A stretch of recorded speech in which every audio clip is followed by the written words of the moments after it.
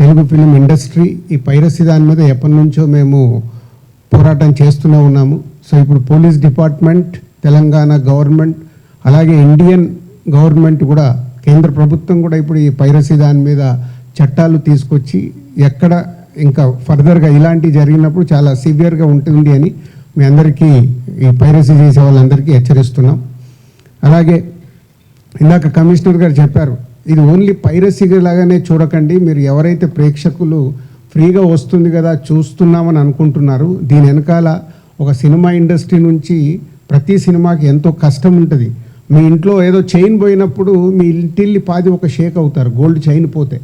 అలాగే ఇది మాది, మా వస్తువు ఏదైనా ఇలా దొంగతనంలో మీరు చూసినప్పుడు మాకు ఎలాంటి పెయిన్ ఉంటుందో అని మీరు అర్థం చేసుకోవాలి. ఇలాంటి ఇల్లీగల్ని మీరు ఎంకరేజ్ చేసినప్పుడు ఏదో ఒక రోజు మీ కుటుంబంలో సభ్యులు ఇలా ఇల్లీగల్ దాంట్లో ఇరుక్కొని మీ కుటుంబం కూడా బాధపడే రోజు తప్పకుండా మీరు చూస్తూనే ఉంటారు.